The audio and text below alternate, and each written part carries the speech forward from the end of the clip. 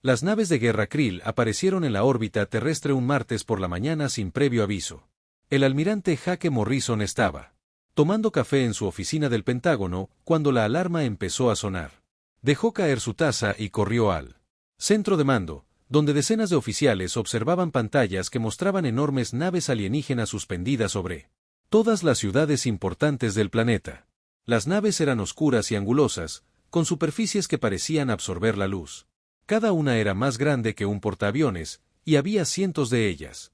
La presidenta Elizabeth Grant se encontraba en el despacho oval cuando su equipo de seguridad la llevó rápidamente al búnker subterráneo bajo la Casa Blanca.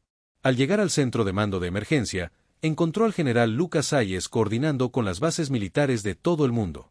Las naves alienígenas aún no habían disparado, pero su sola presencia estaba causando pánico en las calles. Helicópteros de noticias sobrevolaban la zona a distancia, grabando imágenes de las enormes naves mientras la gente huía aterrorizada de sus casas y oficinas. Llegó la primera comunicación.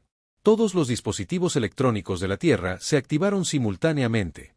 Televisores, radios, teléfonos y computadoras transmitieron el mismo mensaje. En perfecto inglés. El dominio Krell exigía la rendición inmediata e incondicional. Afirmaban haber conquistado 47 sistemas estelares y ofrecían a la humanidad dos opciones: someterse pacíficamente y servir como mano de obra o resistir y enfrentarse a la extinción.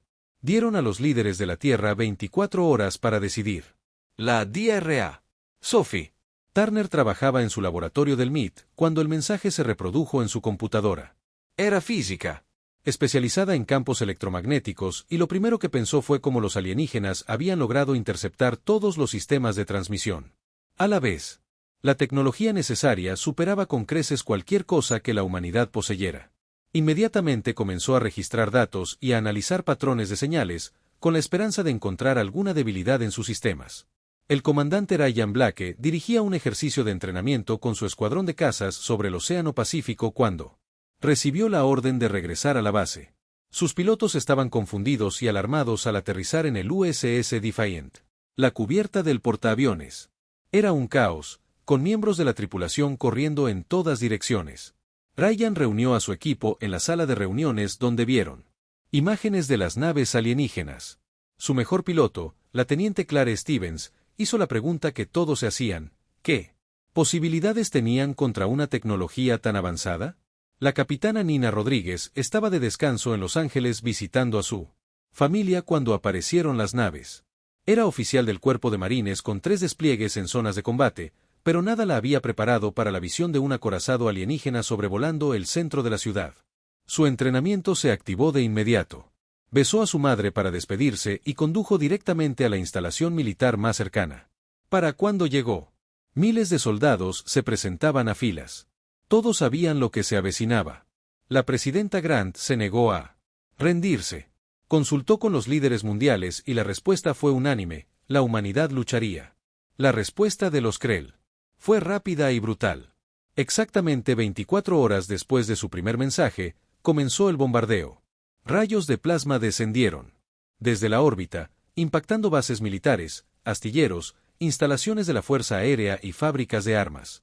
Los rayos eran energía azul blanquecina, pura, que convertía el hormigón y el acero en escoria fundida. Miles murieron en los primeros 5 minutos.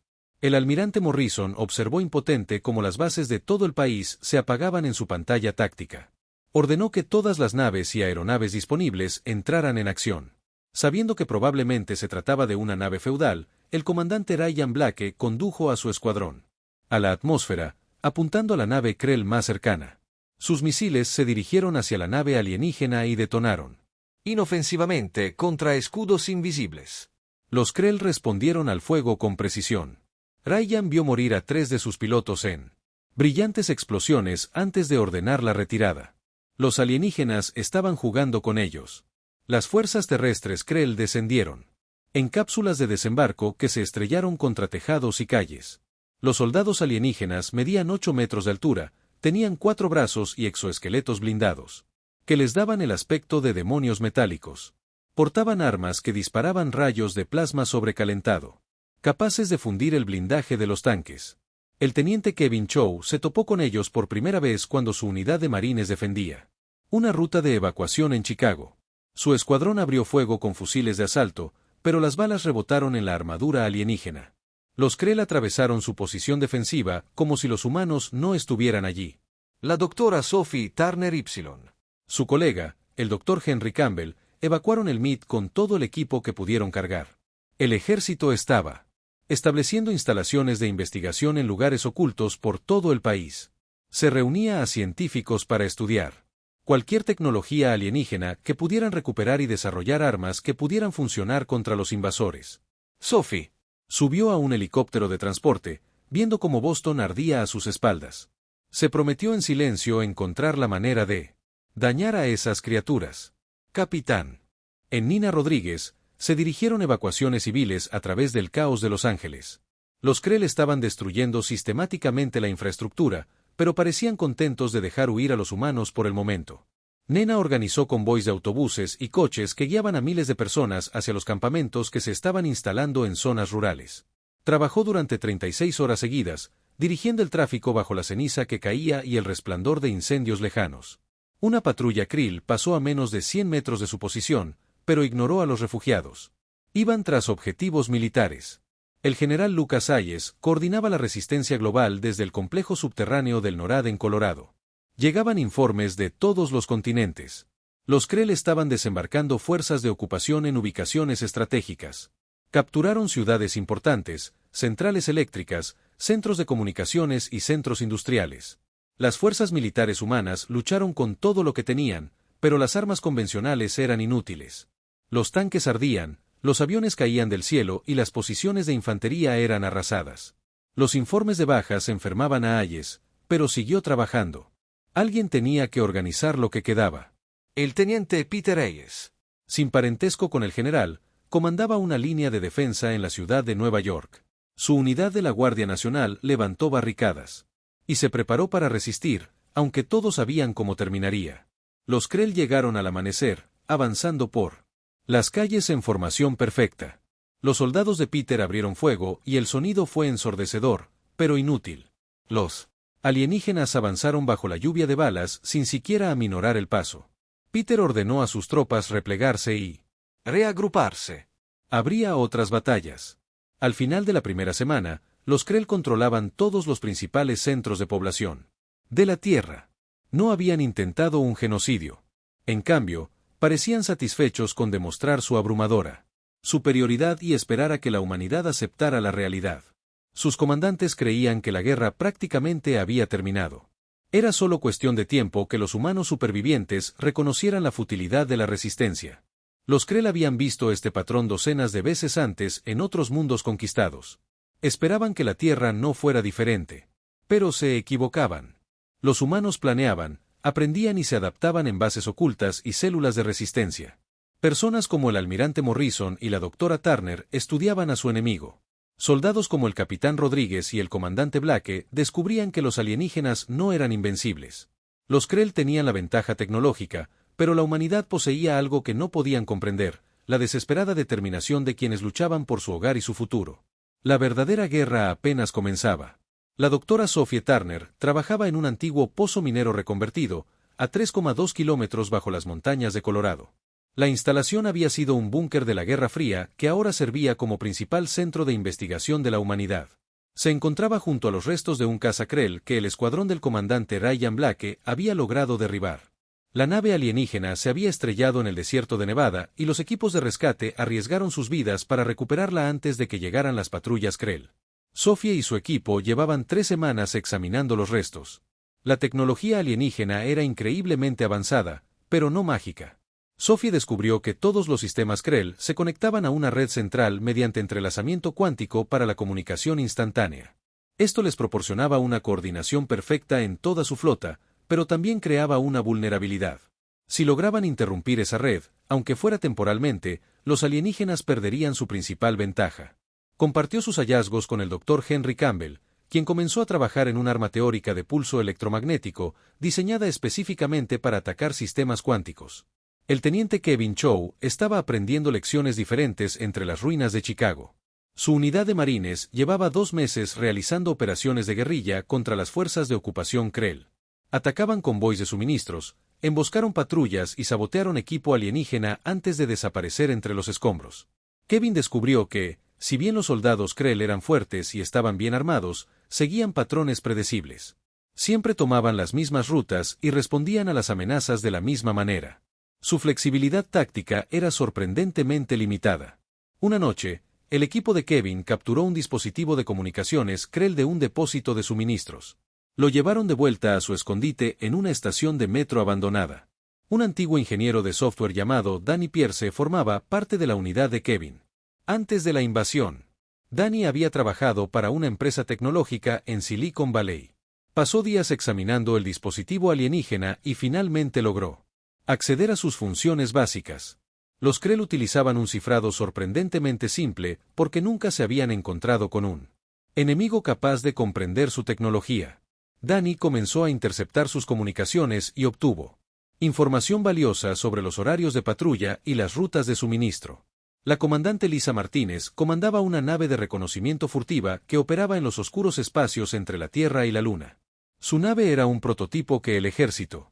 La nave había estado en fase de pruebas cuando comenzó la invasión. Utilizaba tecnología experimental que la hacía casi invisible a los sensores convencionales. Lisa y su pequeño equipo dedicaron su tiempo a mapear los movimientos de la flota Krell e identificar patrones. Descubrió que todas las operaciones alienígenas se coordinaban desde un enorme acorazado de mando que permanecía en órbita alta sobre el Océano Atlántico. La resistencia crecía en todo el mundo. En Europa, los supervivientes se organizaron en células que se comunicaban mediante transmisiones de radio codificadas. En Asia, poblaciones enteras se refugiaron en montañas y selvas donde las fuerzas Krell no podían seguirlos fácilmente. En África, tribus que habían vivido de la tierra durante generaciones enseñaron a los habitantes de las ciudades a sobrevivir sin infraestructura moderna. La humanidad se adaptaba a la nueva realidad más rápido de lo que los Krell esperaban. La capitana Nena Rodríguez había establecido una red de resistencia en el sur de California. Se coordinaba con otras células a través del sistema de comunicación encriptado de Danny Pierce. Soldados, policías y ciudadanos comunes se unieron a su causa. Asaltaron las líneas de suministro Krell y liberaron prisioneros de los centros de detención alienígenas. Nena descubrió que, si bien los Krell eran físicamente poderosos, tenían dificultades con el entorno terrestre. Los alienígenas preferían condiciones atmosféricas controladas y sufrían por el calor, el frío y la humedad extremos. Una obrera llamada Amy Sullivan se convirtió en uno de los recursos más valiosos de Nena. Antes de la invasión, Amy había trabajado en demoliciones para una empresa minera. Conocía los explosivos mejor que nadie. Amy enseñó a los combatientes de la resistencia a construir bombas improvisadas con materiales comunes. Sus diseños resultaron extraordinariamente eficaces. Contra el equipo Krell, los alienígenas dependían en gran medida de su tecnología, y cuando ésta dejaba de funcionar, se volvían confundidos y vulnerables. La DRA. Sophie Turner hizo otro descubrimiento al examinar muestras de armadura Krell. El material era increíblemente resistente, pero conducía mal la electricidad. Esto le dio una idea. Trabajó con el Dr. Campbell para diseñar armas que sobrecargaran la estructura molecular de la armadura con cargas eléctricas dirigidas. Los prototipos eran rudimentarios, pero las pruebas demostraron que podían desactivar los escudos Krell e incluso dañar sus exoesqueletos. No era mucho, pero era algo. El General Lucas Hayes coordinaba el intercambio de información entre las células de la resistencia a nivel mundial. Su centro de mando en el NORAD se había convertido en el centro neurálgico de todas las operaciones militares humanas. Diariamente llegaban informes sobre incursiones exitosas, equipo capturado y bajas alienígenas. Las cifras eran pequeñas, pero representaban esperanza. Cada soldado Krell muerto y cada vehículo destruido demostraban que la humanidad podía contraatacar. Hayes comenzó a planificar operaciones de mayor envergadura que requerirían la coordinación entre múltiples células. El teniente Peter Hayes sobrevivió a la caída de Nueva York y se retiró con su unidad a los Montes Apalaches. Sus soldados de la Guardia Nacional se unieron a otros supervivientes y formaron un ejército guerrillero. Realizaron incursiones en territorio ocupado por los Krell y establecieron líneas de suministro con las comunidades agrícolas. Peter descubrió que los alienígenas se centraban en las ciudades y las ubicaciones estratégicas, pero ignoraban en gran medida las zonas rurales. Esto dio a la resistencia margen de maniobra para operar y recuperar fuerzas. El comandante Ryan Blake pasó meses entrenando a nuevos pilotos en Kazas Krell capturados. Las naves alienígenas eran difíciles de pilotar, pero algunos humanos se adaptaron rápidamente. La teniente Clare Stevens se convirtió en una de las mejores pilotos Krell de la resistencia humana. Dirigió misiones de práctica que llevaron a las naves capturadas al límite.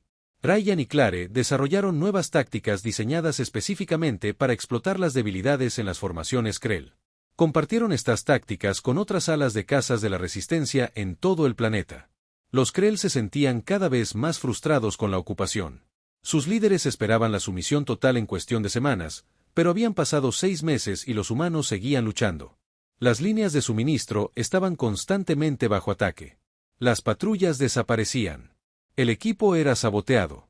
Los alienígenas comenzaron a darse cuenta de que conquistar la Tierra sería más difícil que cualquiera de sus campañas anteriores.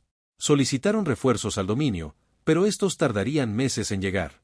Durante una incursión en una instalación Krell en Arizona, el equipo de Kevin Chow descubrió archivos de datos que Danny Pierce logró descargar. Los archivos contenían información sobre la doctrina militar y las especificaciones de las naves Krell. Esta información era invaluable. Danny transmitió los datos al NORAD, donde los analistas los estudiaron cuidadosamente. Descubrieron que las naves Krell utilizaban núcleos de energía centralizados que suministraban energía a todos los sistemas. Si esos núcleos se sobrecargaban, toda la nave quedaría inutilizada. La presidenta Elizabeth Grant se dirigió a la resistencia a través de canales encriptados. Permaneció en el búnker del NORAD, coordinándose con los líderes mundiales que habían sobrevivido. Su mensaje era simple pero poderoso. La humanidad jamás se rendiría. Cada día de lucha era una victoria. Cada alienígena asesinado era una victoria. Sus palabras los acercaron a la liberación. Inspiraron a millones que vivían escondidos y luchaban en las sombras. La resistencia no era solo una fuerza militar. Era la encarnación de la rebeldía humana. El almirante Hake Morrison revisó toda la información de inteligencia que su gente había reunido. Los científicos desarrollaban nuevas armas. Los soldados aprendían tácticas alienígenas. Los ingenieros aplicaban ingeniería inversa a la tecnología capturada. Las piezas se unían para algo más grande. Morrison comenzó a planificar una operación que pondría a prueba todo lo que habían aprendido. Sería peligrosa y muchos morirían, pero era necesaria. La humanidad necesitaba una victoria para demostrar que podía ganar esta guerra. El mando Krell creía que aún tenía el control, pero su dominio se debilitaba. Los ataques humanos se volvían más sofisticados y dañinos. La ocupación, que debería haber sido simple, se estaba convirtiendo en una guerra de desgaste.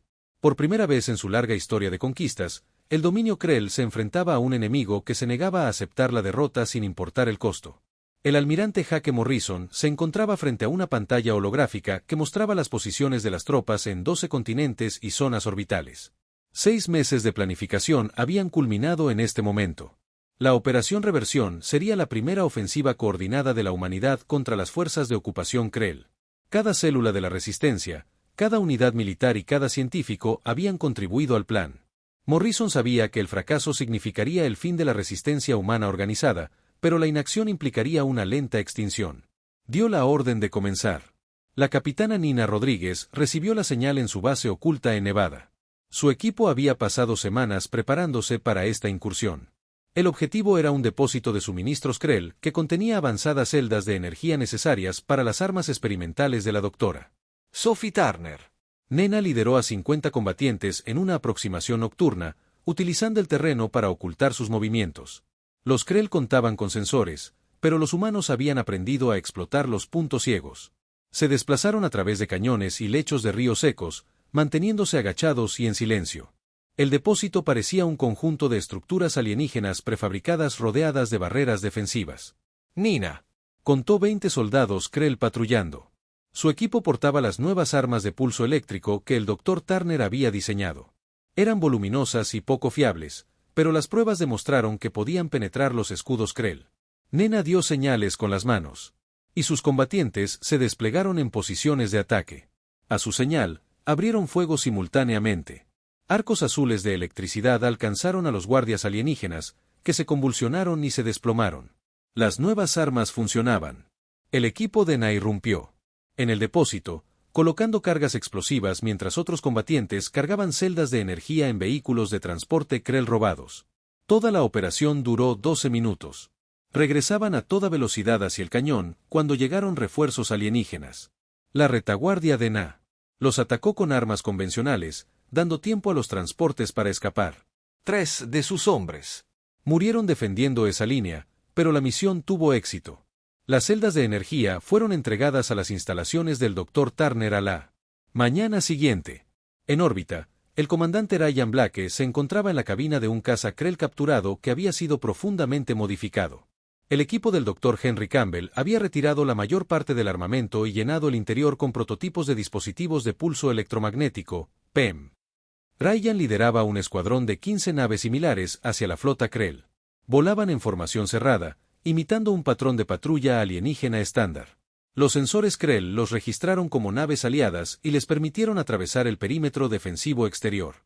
La teniente Clare Stevens volaba en el ala de Ryan. Su trabajo consistía en cubrir su aproximación mientras los demás pilotos se enfrentaban a los cazas Krell que inevitablemente los perseguirían.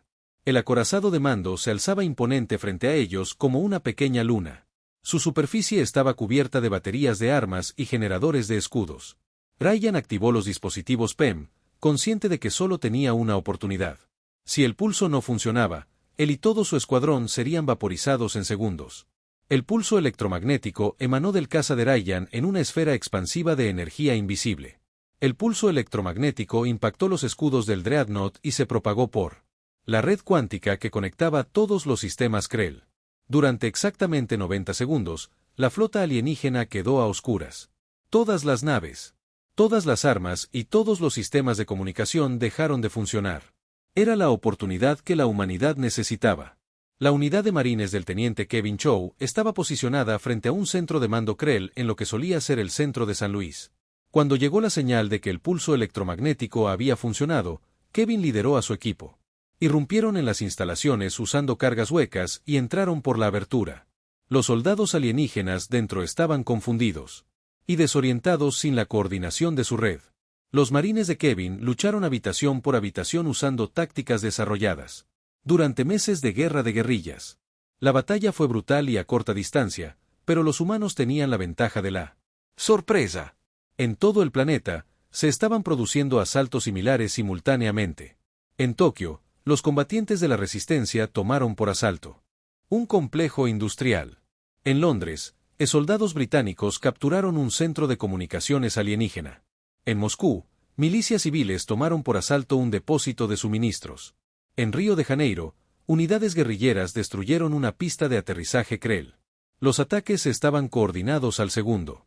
Los alienígenas se encontraron librando docenas de batallas a la vez sin la coordinación en red de la que dependían.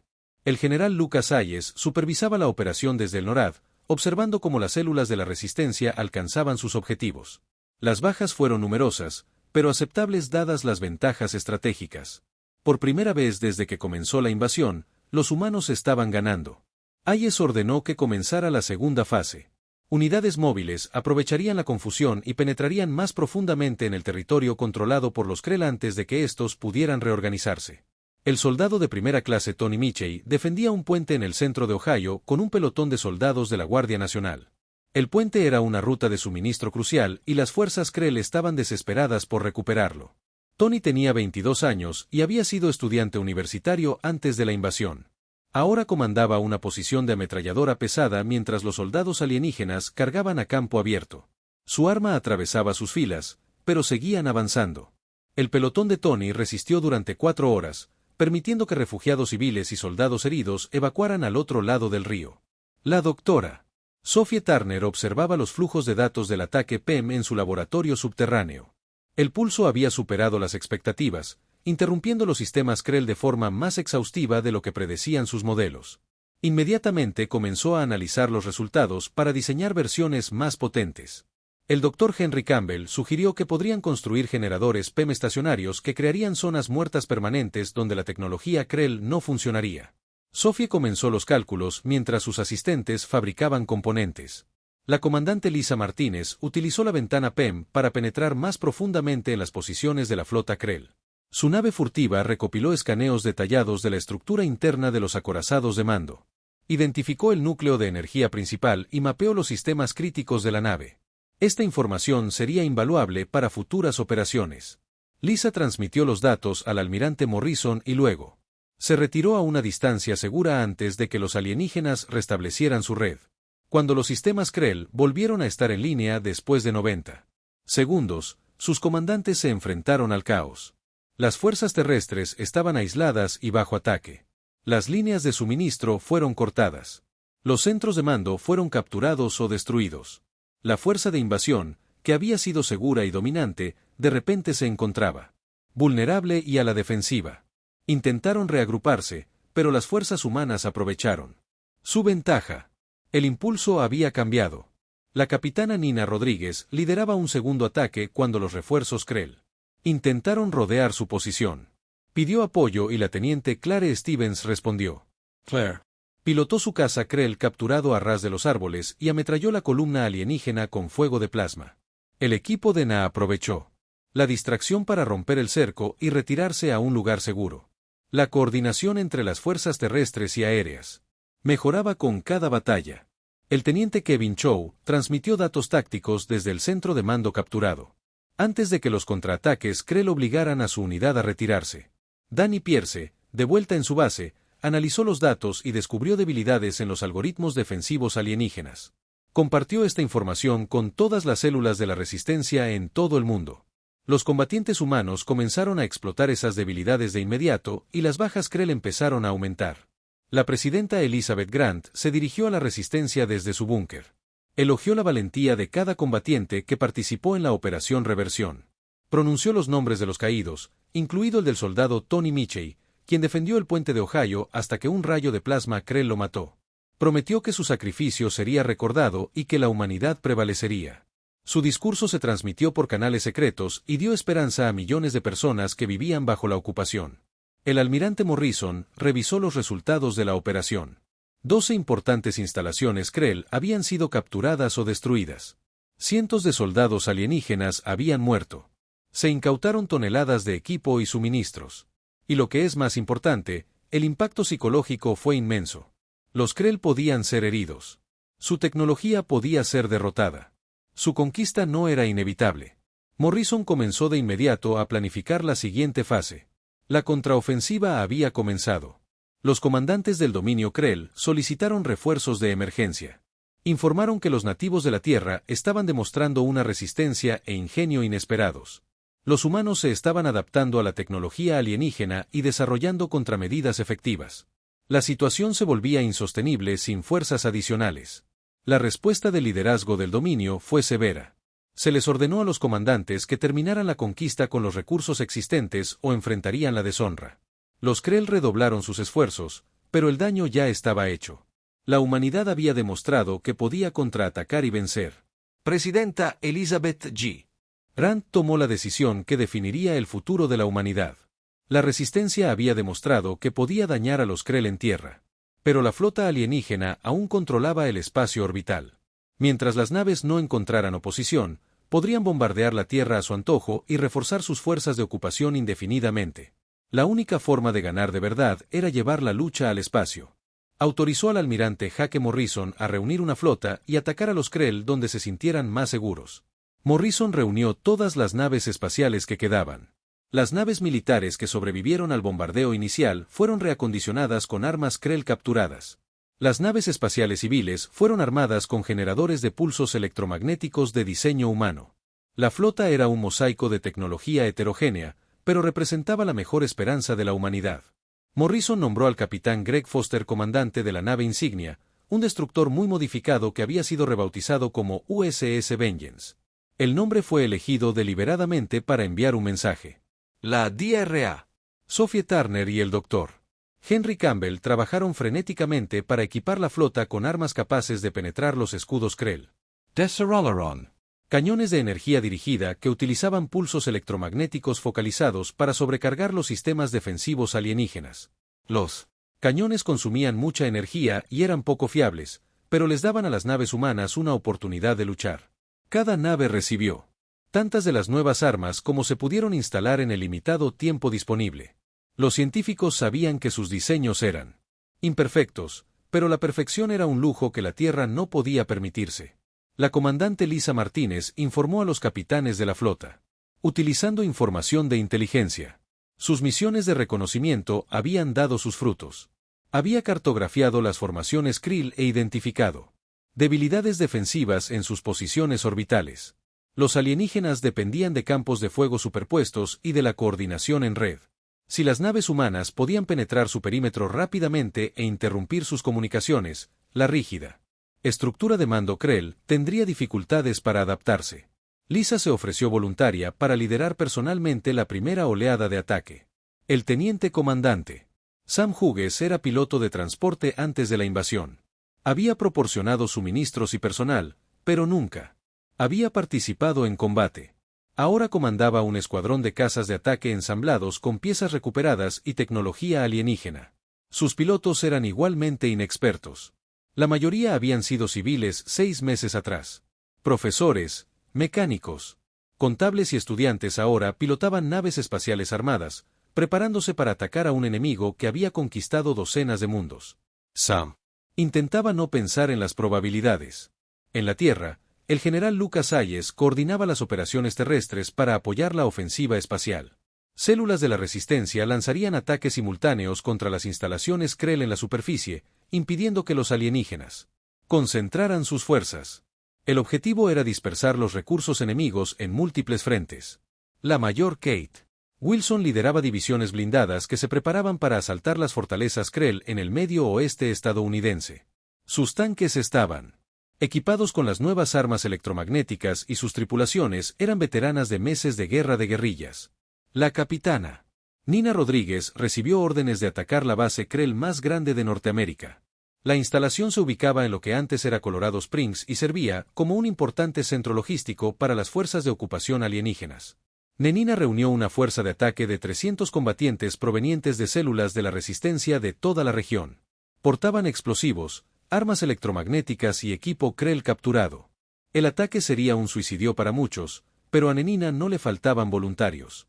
El teniente Kevin Chow y su unidad de marines fueron asignados para infiltrarse en un complejo de comunicaciones Krell en las ruinas de Detroit. Su misión era colocar cargas que destruirían el transmisor principal de la instalación justo en el momento del ataque de la flota espacial. Kevin seleccionó a sus mejores soldados para la operación, incluyendo a Danny Pierce, quien se encargaría de los aspectos técnicos. Se posicionaron 2 días antes del asalto programado y esperaron ocultos entre los escombros. La flota partió de bases ocultas dispersas por la superficie terrestre. Las naves se lanzaron en pequeños grupos para evitar ser detectadas y se reunieron en órbita lunar. El almirante Morrison observaba desde el puente del USS Vengeance cómo se reunía su improvisada armada.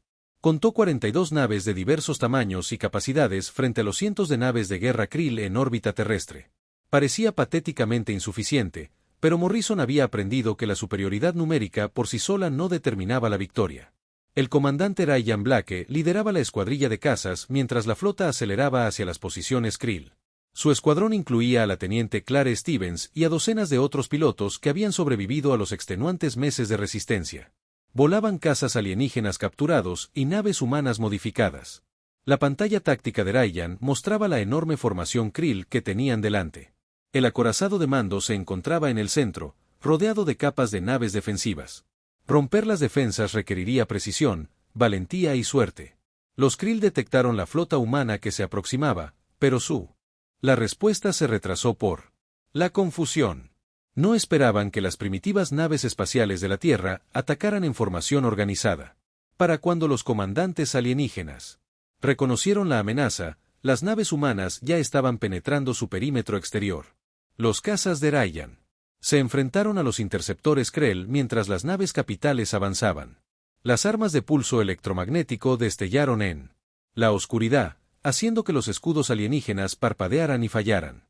El capitán Greg Foster colocó la USS Vengeance junto a un crucero Krell y disparó todas sus armas a quemarropa. Los escudos de la nave alienígena colapsaron bajo el bombardeo electromagnético y los proyectiles cinéticos atravesaron su casco. El crucero detonó en una brillante explosión que iluminó momentáneamente el campo de batalla. La tripulación de Foster vitoreó, pero él les ordenó concentrarse. Habían penetrado la primera capa defensiva, pero la lucha más dura estaba por venir.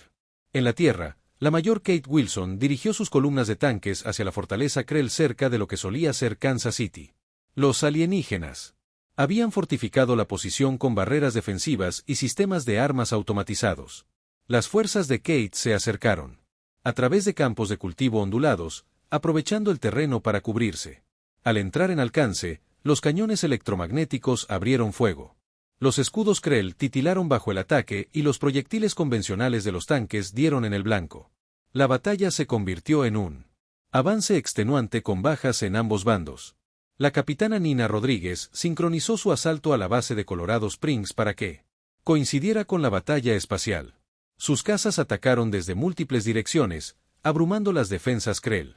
Gracias a su superioridad numérica y su determinación, los explosivos improvisados de Amy Sullivan destruyeron armaduras y equipos alienígenas. Nena lideró un equipo hacia la estructura de mando central de la base, luchando los pasillos contra defensores desesperados. El combate cuerpo a cuerpo fue brutal, pero los humanos habían aprendido a luchar en igualdad de condiciones con sus oponentes físicamente superiores. El equipo del teniente Kevin Chow llegó al complejo de comunicaciones y comenzó a colocar cargas explosivas. Danny Pierce pirateó los sistemas alienígenas para asegurar que la destrucción se propagara por toda su red. Las patrullas Krell fueron desviadas para defenderse de otros ataques, dejando el complejo con poca vigilancia. Kevin posicionó a sus marines en puntos críticos para cubrir su retirada. Cuando Danny confirmó que las cargas estaban colocadas, se retiraron a través de las ruinas con fuerzas de persecución alienígenas pisándoles los talones. En el espacio, la comandante Lisa Martínez guiaba a los equipos de ataque a través de las brechas en la cobertura Krell. Los sensores de su nave furtiva detectaron puntos débiles en las formaciones enemigas y transmitió datos de objetivos al almirante Morrison. La flota humana aprovechó cada oportunidad, avanzando hacia el acorazado de mando. Se perdieron naves en cada enfrentamiento, pero los supervivientes siguieron avanzando. Los Krell intentaron reorganizarse, pero sus rígidas tácticas los hacían predecibles. El teniente comandante Sam Hughes lideró a su escuadrón en un ataque desesperado contra un acorazado Krell que estaba diezmando a las fuerzas humanas. Sus cazas esquivaron el fuego de plasma y lanzaron sus cargas útiles al núcleo de energía del acorazado. La mayoría de los misiles fueron destruidos por los sistemas defensivos, pero 3 penetraron y detonaron dentro del casco. El acorazado perdió energía y comenzó a derivar. El escuadrón de Sam había sufrido un 50% de bajas, pero habían logrado su objetivo. El coronel Frank Jensen lideró las fuerzas de la resistencia europea en un asalto contra las posiciones Krell a lo largo del continente. Su estrategia era similar a las que se estaban ejecutando en todo el mundo: atacar con fuerza y rapidez, y mantener a los alienígenas a la defensiva. Desde París hasta Berlín y Roma, los combatientes humanos se enfrentaron a las fuerzas de ocupación, mientras que los Krell se encontraron luchando en todos los frentes simultáneamente. Sus comandantes lucharon por coordinar las respuestas defensivas sin la ventaja numérica de la que habían disfrutado durante la invasión inicial. La flota del almirante Morrison finalmente alcanzó el acorazado de mando. La enorme nave alienígena estaba repleta de armas y sus escudos se mantuvieron fuertes a pesar del bombardeo electromagnético. Morrison ordenó a todas las naves que concentraran el fuego en una sola sección de los escudos del acorazado. El ataque combinado creó una cascada de retroalimentación que el Dr. Campbell había predicho. Los escudos parpadearon y durante 3 segundos se abrió una brecha. Morrison dio la orden y todas las naves dispararon todo lo que tenían a través de esa brecha. El casco del acorazado sufrió daños masivos, pero no se derrumbó. Los artilleros Krell respondieron al fuego con efectos devastadores. Las naves humanas explotaron una tras otra. Morrison observó cómo su flota se desintegraba, pero se negó a retirarse. El capitán Foster acercó el SS Vengeance, disparando sin cesar. Otros capitanes siguieron su ejemplo. El espacio alrededor del acorazado se convirtió en una tormenta de explosiones de plasma y escombros. Morrison sabía que o destruirían esa nave o morirían en el intento. El teniente Kevin Chow detonó sus cargas con precisión. El complejo de comunicaciones estalló en una serie de explosiones que destruyeron sus sistemas principales. Aunque el acorazado de mando, el núcleo de energía de la nave estaba fallando, el análisis del Dr. Henry Campbell había sido correcto. El sistema de energía centralizado de la nave alienígena no podía soportar el Bombardeo electromagnético sostenido combinado con el fuego de armas convencionales. El almirante Jake Morrison observó su Demostración táctica mientras los escudos de la enorme nave finalmente colapsaban por completo. Ordenó a todas las naves restantes de su maltrecha flota que apuntaran al núcleo de energía expuesto. Este era el momento de la humanidad. El capitán Greg Foster guió a la USS Vengeance, gravemente dañada, a través de nubes de escombros y restos en llamas.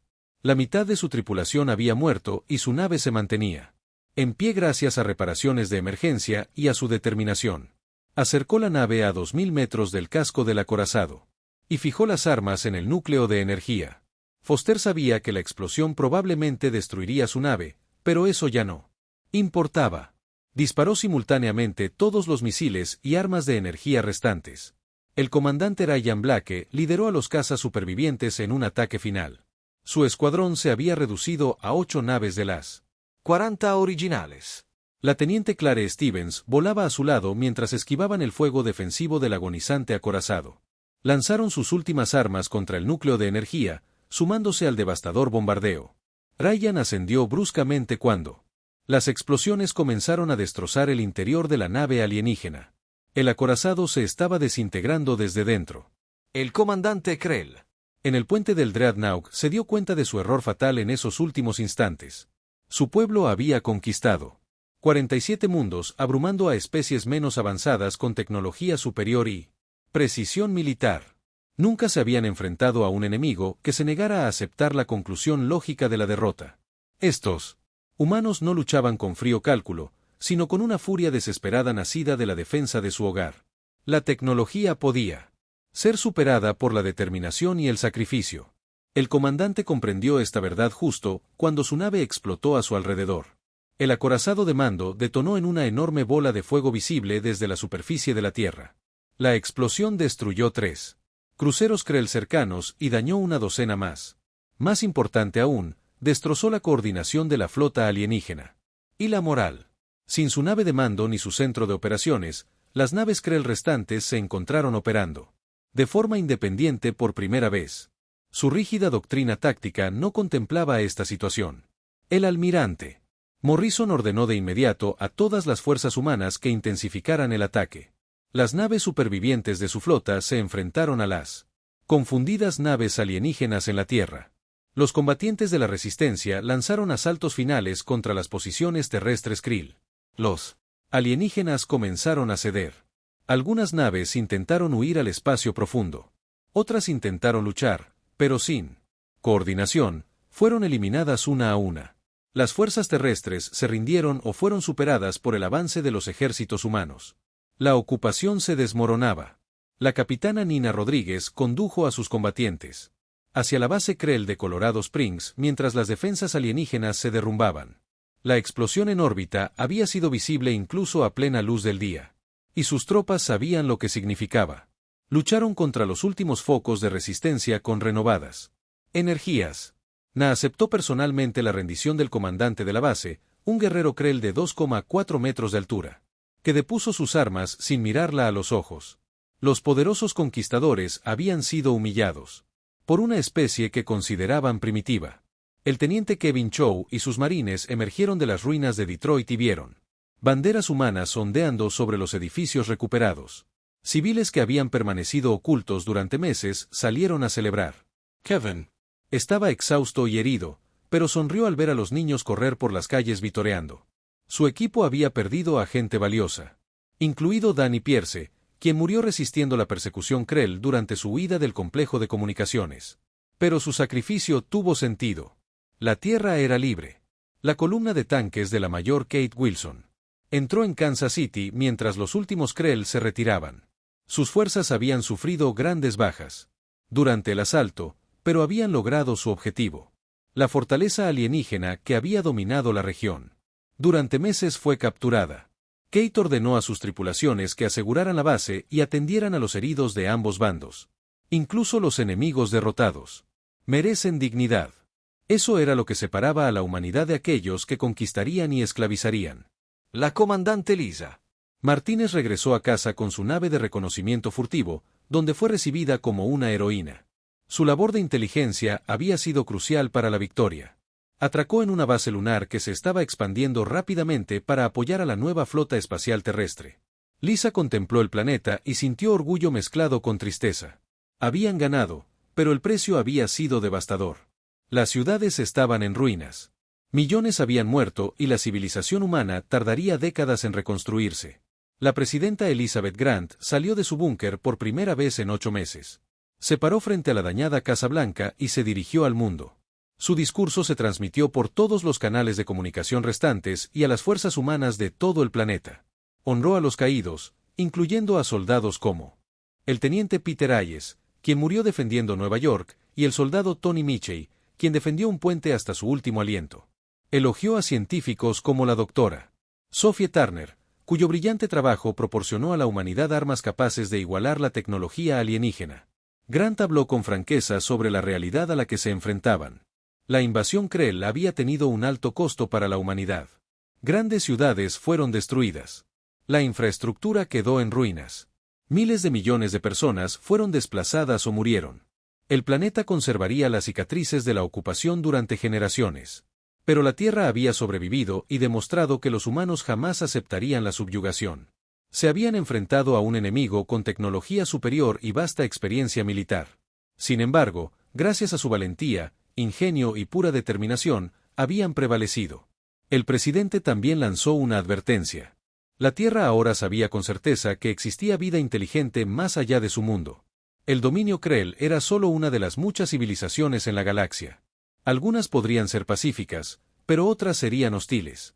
La humanidad jamás podría volver a ser sorprendida, desprevenida y vulnerable. Reconstruirían su mundo, pero también se expandirían al espacio. Desarrollarían tecnología para defenderse de cualquier amenaza futura. La era del aislamiento de la Tierra había terminado. El almirante Morrison fue ascendido a presidente del recién formado Comando de Defensa de la Tierra Unida. Su primera prioridad fue la construcción de plataformas de defensa orbitales y estaciones de monitoreo del espacio profundo. La tecnología Krell capturada sería estudiada y adaptada. Científicos humanos, liderados por la DRA. Sophie Turner y el Dr. Henry Campbell comenzaron a investigar los viajes a velocidades superiores a la de la luz. Si las especies hostiles podían llegar a la Tierra, los humanos también necesitaban la capacidad de viajar entre las estrellas. El comandante Ryan Blake se hizo cargo del entrenamiento de la próxima generación de pilotos de combate espacial. El puñado de veteranos de combate que sobrevivieron a la guerra se convirtieron en instructores. La teniente Clare Stevens ayudó a diseñar nuevas naves espaciales que combinaban principios de ingeniería humana con tecnología alienígena. No se limitarían a copiar los diseños Krell, sino que desarrollarían su propio enfoque único.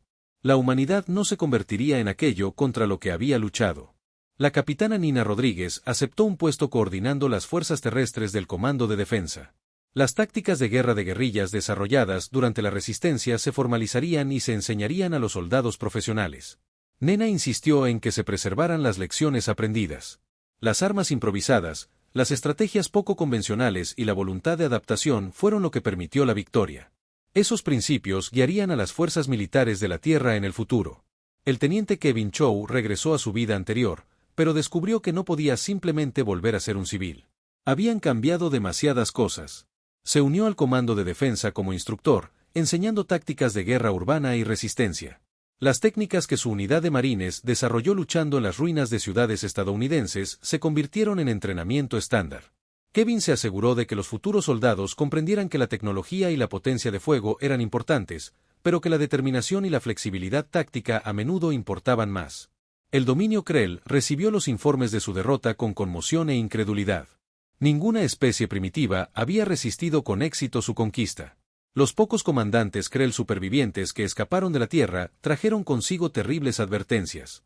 Estos humanos no se parecían a ningún enemigo al que el dominio se hubiera enfrentado. Se adaptaron con una rapidez asombrosa. Lucharon con una determinación suicida y se negaron a reconocer la derrota. Los líderes del dominio decidieron discretamente evitar el sistema terrestre en el futuro. La noticia de la victoria de la humanidad se extendió por la civilización interestelar a la velocidad de la luz. Varias especies se enteraron de que el tercer planeta de una estrella amarilla común y corriente había derrotado a una importante fuerza invasora. Algunas culturas alienígenas quedaron impresionadas y sintieron curiosidad. Comenzaron a monitorear las señales de radio de la Tierra y a observar la expansión humana en su propio sistema solar con interés. Algunas civilizaciones vieron a la humanidad como potenciales aliadas contra otras amenazas. Otras la consideraban peligrosa e impredecible. La DRA. Sophie Turner se encontraba en su laboratorio revisando nuevas propuestas de investigación. La tecnología de pulsos electromagnéticos que desarrolló durante la guerra tenía aplicaciones más allá de las armas. Podría revolucionar la generación de energía, las comunicaciones y los viajes espaciales. Dirigía un equipo que trabajaba en el primer motor de la humanidad capaz de viajar a una velocidad superior a la de la luz.